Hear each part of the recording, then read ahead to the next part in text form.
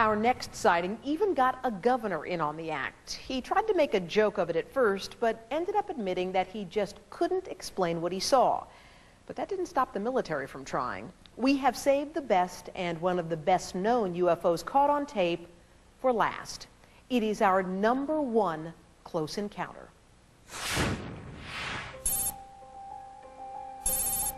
March 13th, 1997.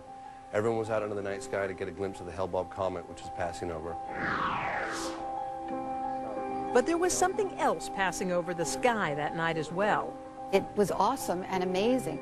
It originally started out as the 6 points of light in a mile-wide span. I grabbed the camera and I got outside. By the time I focused the camera, 3 had disappeared, and I caught the 3 above the city like a giant triangle. What Dr. Lynn Katai and thousands of others saw that night would become known as the Phoenix Lights, one of the most famous and well-documented UFO sightings ever. The footage does not do it justice, okay? In the footage, they're much smaller, they're white. I called them an orb because the light did not extend outside the edge, and the color within each orb was a uniform amber color throughout. It didn't glare at all. These were very mesmerizing, very soothing. And as I was watching these, I have to admit that it seemed that there was an intelligence looking back at me. While Dr. Katai saw lights moving in formation, others throughout the state reported seeing something even more otherworldly.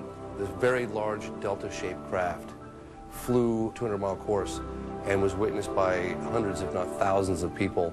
It passed right in front of us. 5 lights that were a V. You're not going to believe what I saw. And he was amazed by what he heard. If we opened up a newspaper, you could not block out the object that we saw.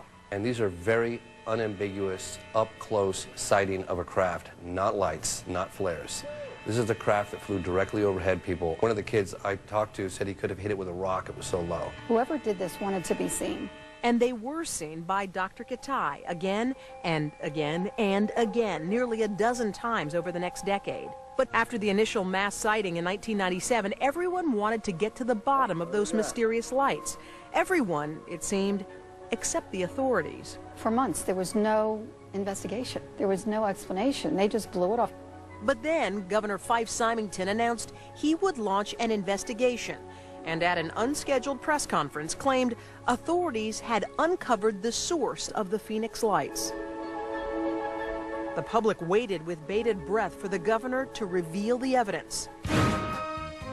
Okay, it turns out the investigation was really just the governor's idea of a joke.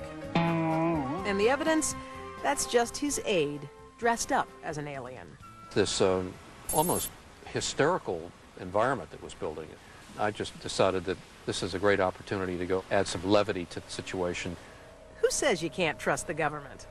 It really offended many, many, many people. And Arizonans still did not have an explanation to the lights until...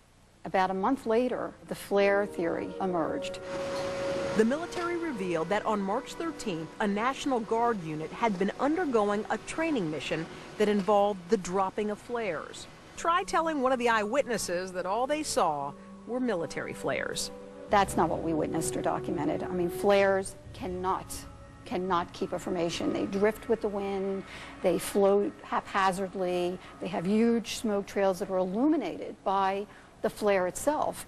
I'm not saying it's an alien spacecraft, but don't tell me it was a military flare, because that's an insult to everybody. Speaking of insulting eyewitnesses, it turns out that the governor may not be as skeptical as he appeared at that press conference. I met with Governor Fife Symington. He said, you know what? I saw that thing too. Wait, he what? And it clearly had a shape to it, and a big shape, and it was a constant shape. And you can't control flares that way. There's just no way they were flares. So the ex-governor, who was also an ex-Air Force pilot, saw the craft that night in Phoenix, just like all the other eyewitnesses. But does his pedigree carry any clout with the skeptics? Fife Symington is an interesting case. Obviously, he's a thoughtful, intelligent man and a responsible person and a pilot, so he knows what he's looking at.